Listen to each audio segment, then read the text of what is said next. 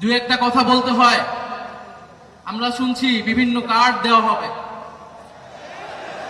Family card দেওয়া হবে, কৃষক কার্ড দেওয়া হবে। আমরা চাই কার্ড দেওয়া হোক, জনগণ সুবিধা পাক, কিন্তু এই কার্ড জনগণ পর্যন্ত পৌঁছাবে তো? 2000 টাকার কার্ড নিতে 1000 টাকা ঘুষ দেওয়া লাগবে না তো? তাহলে ঘুষ, চাঁদাবাজি সেটা যদি আমরা নির্মূল না করতে পারি, এই সকল সুযোগ সুবিধা কি জনগণের কাছ পর্যন্ত পৌঁছাবে? একদিকে বলা হচ্ছে কার্ড দিবে, আরেকদিকে ঋণ খেলাপিদেরকে সংসদে নিয়ে যাওয়ার চেষ্টা করা হচ্ছে, নির্বাচন কমিশনকে ব্যবহার করা হচ্ছে, আদালতকে চাপ প্রয়োগ করা হচ্ছে।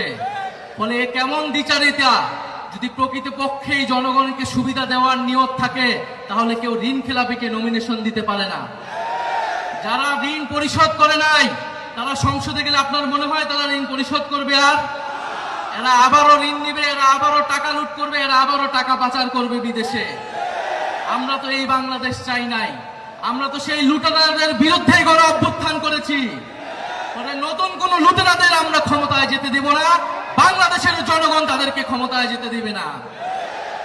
সংগ্রামী বন্ধুগণ, বলা হচ্ছে বস্তিবাসীকে ফ্ল্যাট দেওয়া হবে। বস্তিবাসী ফ্ল্যাট চায় নাই আমাদের কাছে, আপনাদের কাছে।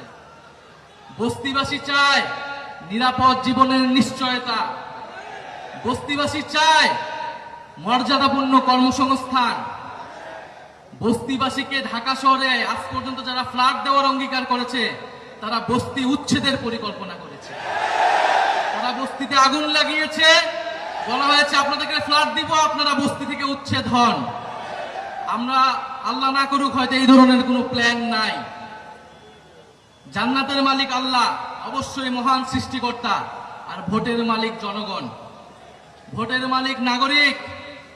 দেশের মানুষ বুঝে যাবে আরো দ্রুতই যে কারা নির্বাচনের আগে প্রতারণা করছে, কারা দেশের মানুষকে ঠকাচ্ছে, কারা সংস্কারের বিরুদ্ধে অবস্থান নিচ্ছে।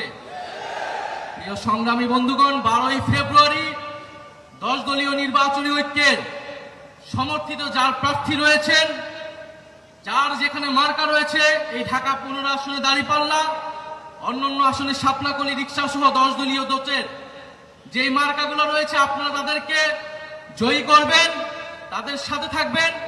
আমরা ঐক্যবদ্ধভাবে বৈষম্যের বিরুদ্ধে, দুর্নীতির বিরুদ্ধে আর ইনসাফের পক্ষে আমরা নতুন বাংলাদেশ গড়ে তুলব।